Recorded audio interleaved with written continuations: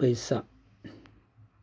आपण बघतो की बरेचसे पालक आपल्या मुलांना ह्या प्रकारची वाक्य वरचेवर सुनावत असतात की बाबा, या जगात पैशालाच महत्त्व आहे.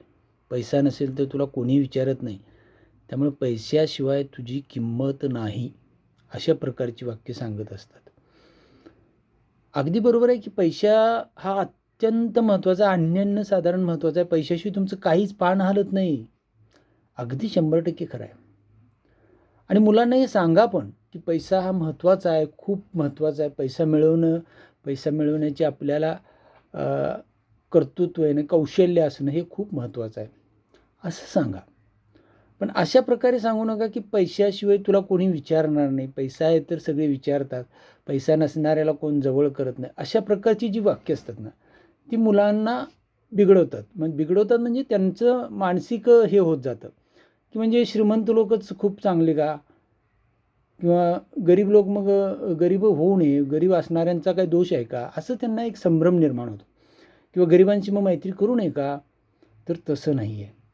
तर मुलांना तुम्ही जरूर शिकवा पैसा कसा मिळवावा, किती मिळव, काय कर, पैसा मिळवण्याशिवाय अत्यंत महत्त्वाचं हे सगळं सांगा.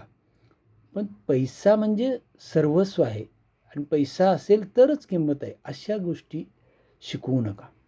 त्याऐवजी त्यांना पैसा मिळव म्हणा, पण इतर गोष्टी जप.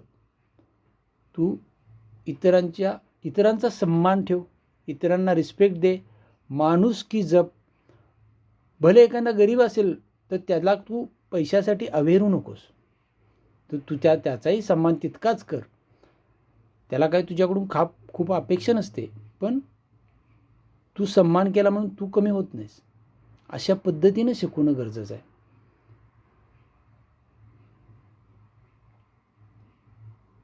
कारण भविष्यात कदाचित जर आपण अशा प्रकारे मुलांना नुसता पैसा पैसा पैसा शिकवत गेलो तर ती ज्यावेळी मोठी होतील आणि पालक ज्यावेळी वार्धक्याकडे झुकायला लागतील तर त्या मुलांना फक्त पैसाच दिसेल, पालक पण दिसणार नाहीत.